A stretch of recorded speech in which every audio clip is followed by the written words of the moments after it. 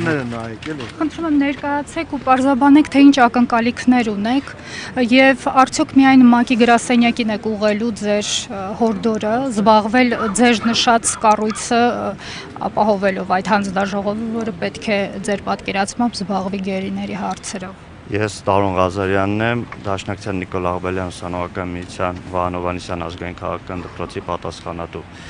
Տեսեք, մենք բարբերաբար արդեն տարիներ շարունակ 2 տարուց ավել ինչ մեր հայրենակիցները պատանդարության մեջ են, հետևականորեն հետապնդում ենք հարցը, խնդիրը, եթե նկատել եք, սա մեր առաջին ակցիաներից չէ, բազմաթիվ ակցիաներ ենք իրականացրել այս ընթացքում եւ մեր պահանջը իհարկե միայն ՄԱԿ-ի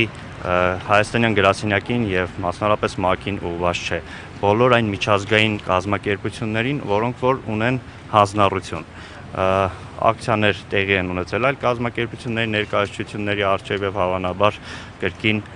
տեղի կունենան։ Սրանք կազմակերպություններ են, ովքեր որ իրոք ունեն հանձնառություն, ովքեր որ ամեն առիթով խոսում են մարդու իրավունքների պաշտպանություններից, հիմնարար ազատություններից եւ կարծում եմ, որ ունեն բազմաթիվ լծակներ, որոնցով որ կարող են ճնշումներ բանեցնել Բաքվի վրա։ Հայտարարել եք, որ դուք ճնշումներից խոսացիք, բայց օրինակ Ադրբեջանը այսպես մի ժեստային քայլ արեց, փակեց իր երկրում Կարմիր խաչի միջազգային կազմակերպության գրասենյակը։ Դրանով ուզում էր ասել, որ ես իմ վերաբերմունքը թե ինչպիսին է ցանկացած այն միջազգային կազմակերպության